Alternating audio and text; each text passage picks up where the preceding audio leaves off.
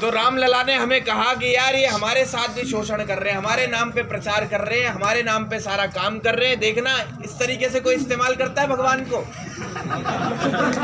मैंने कहा यार क्या बात कर रहे हो आप,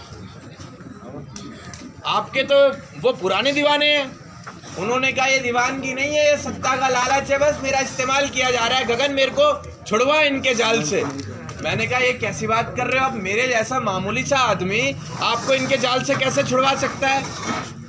तो फिर राम जी ने मेरे से कहा कि नहीं, तुम मुझसे सवाल मत करो, तुम बस इस सवाल का जवाब बनो, तुम मुझे कैसे भी इस बीजेपी के जाल से बचाओ और इस जाल से निकालो। हमने कहा चलो अब इतनी बात अगर आप कह रहे हो तो हमें बता दो कि कैसे निकाला जा सकता है आपको इनके जाल से। तो राम जी ने जवाब दिया कि भैया मैं तो 11 कलाओं का अवतार था, तुम्हारे पास तो 16 कलाओं का अवतार कृष्ण है। सही बात। मैंने कहा यार ये क्या बात कर रहे हो तुम, भगवानों के भगवान की वो। कह रहा भाई देख मैंने पहले कह दिया था तू बहस मत कर मुझसे, तुझसे जैसा कह रहा हूँ वैसा कर। मैंने कहा चलो ठीक है ऐसा कर लेंगे। फिर एक बीमारी आई, जो बीमारी कोरोना के वायरस से भी खतरनाक थी। ये मैं नहीं कह रहा, ये राम जी ने हमसे कहा कि वो बीमारी आ गई भाई मेरे नाम की, राम नाम की। मैंने कहा राम नाम की बीमारी, तो इसका इलाज? कह रहा इसकी दवा निकाल दे कृष्ण नाम की।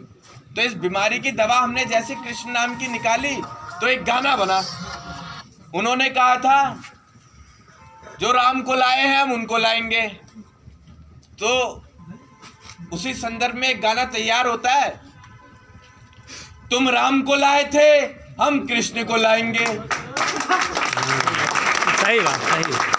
तुम राम को लाए थे हम कृष्ण को लाएंगे, तुमने भगवा लहराया था हम अच्छा सफर यहां भी खत्म नहीं हुआ, अब कृष्ण की नारायणी सेना तो चाहिए लड़ने वाली। तुम राम को लाए थे हम कृष्ण को लाएंगे, तुमने भगवा लहराया था हम पीतांबर लहराएंगे, और इस बार अपने युवा साथियों संग मिल फिर से नारायणी सेना बनवाएंगे। और कलयुग में उस नारायणी सेना का नाम होगा अहीर। ये एक ऐसी सेना बनने जा रही है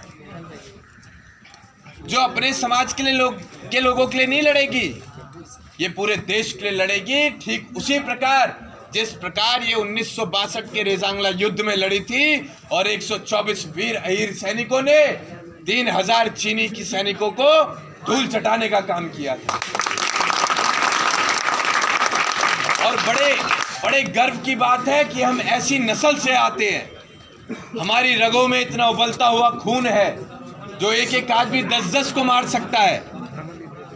तो इसी को लेकर चीनी फौज ने एक टाइटल दिया था आपको, the bravest of the brave वीर अहीर, वीरों में अति शूरवीर वीर अहीर।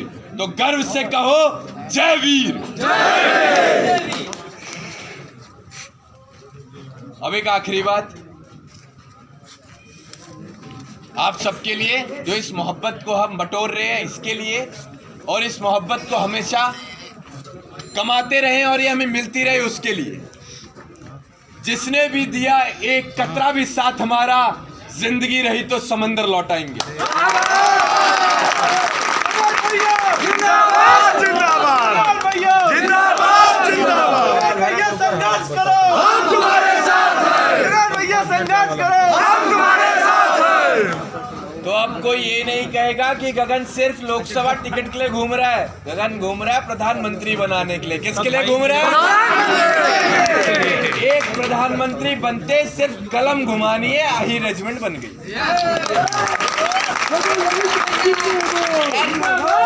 मजबूत लोग हैं, छोटी लड़ाइयां नहीं लड़ेंगे, बड़ी लड़ाइयां लड़ेंगे, चाहे इसमें जान ही क्यों न चली जाए। ज्यादा से ज्यादा क्या होगा, शहीद ही तो हो जाएंगे। कोई सरहद पर देश के लिए हो रहा है, हम समाज के लिए हो जाएंगे। चलो चलो आओ। जय श्री